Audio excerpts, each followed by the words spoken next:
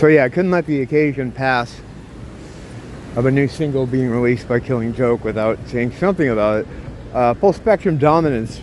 The principle is in a battlefield when you have the enemy completely covered in every aspect, the full spectrum of what is possible to dominate someone with is in effect.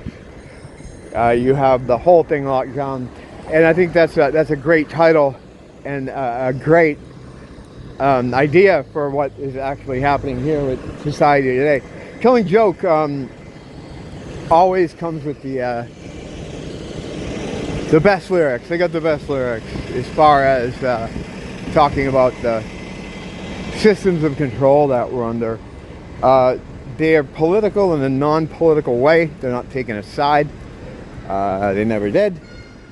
They're just against tyranny and fascism, which is what we're kind of just heading more toward and under already all the time.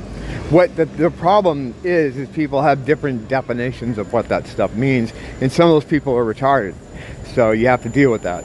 But the song itself is great. It reminds me a bit of like what they've been doing, since the reunion days, reunion stuff forward. It has a bit of that pylon sound going on, and but it also has a bit of an 80s feel too, like almost stuff that early 80s. I mean, like nighttime type of era stuff. It's really cool. I haven't listened to it enough yet, really, to mind meld with it to get the idea. What I hope this is, though, I know it was released on the occasion of them doing some shows where they're going to be performing the first two albums in completely. And man, what I love. Oh God, I'd love to see that. I'd love to see that. Jazz is looking cool too. He's got like a new hairdo, very short, which I like more, because sometimes when men reach a certain age, I've had this problem myself, and you want to rock the long hair, it's very hit and miss. You really have to do it a specific way, or else it can make you look older. I was looking at videos from a couple years back when I had long hair. It was about 3 years ago. I had really long hair and a beard and everything. It was crazy. But yeah, unless you do it a certain way, it makes you look older, I think. So he looks good with the new look. Looks good. And hopefully what this means, and what I was getting to, is that there's some kind of new album here. I haven't read anything about that. I know Youth and Jazz have been in the studio intermittently from just following Youth's Instagram. He's had Jazz down at his home studio working on some stuff. It could have been the recent dub album. They put out another dub album recently, which, that's really not my thing. It's stuff I listen to like once and go, yeah, that's interesting.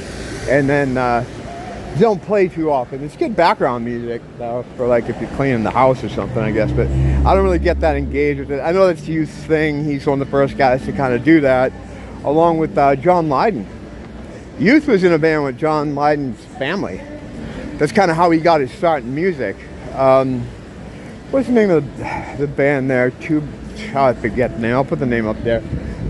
Something by, it's the UK equivalent of a 2x4, basically.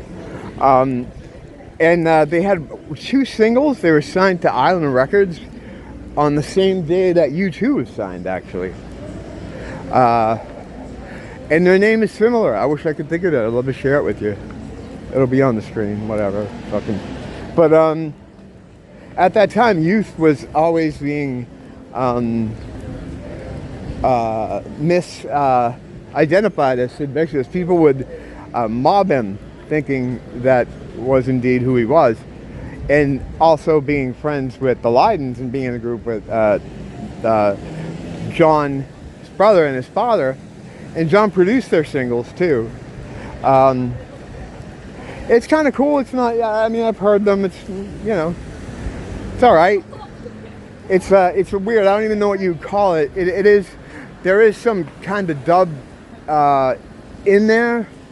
It's unlike anything else that was going on at the time, which is par for the course with those guys. I mean, at that time, John himself was out of Sex Pistols. He was doing Public Image, or what would be the beginning of Public Image, and that Public Image was really the continuation of what he wanted to do, or where he wanted to put the Sex Pistols. In fact, the song Public Image was written for the Sex Pistols, and I love the Public Image Limited stuff.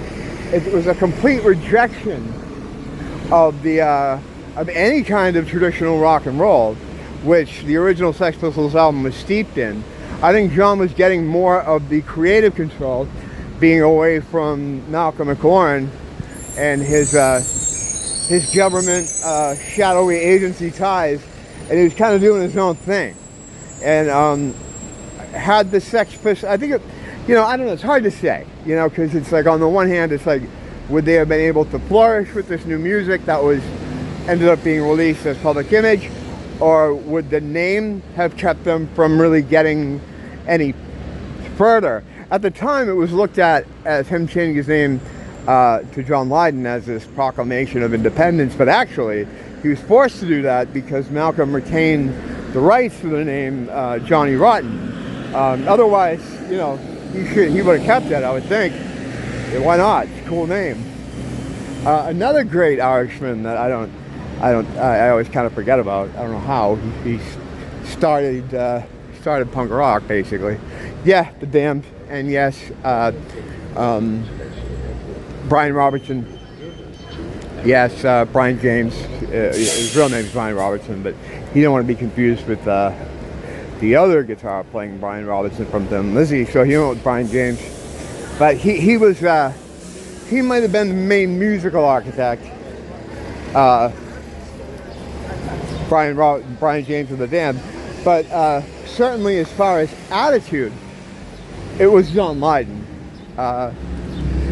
Irregardless of how much of it was put together by Malcolm and his spooks and his agencies, you still had to have the guy, the guy that could do that could deliver that could play that role and make an impact. And that's not easy to do. You can't just get anybody to do that, So anyway, got a little bit off Killing Joke, but yeah, the song's fantastic. Check it out, of course. Hopefully it means there's an album coming.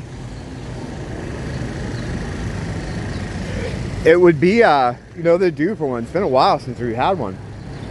2015 was the last full-length studio album. So here's hoping. Don't blame the teacher, blame the school.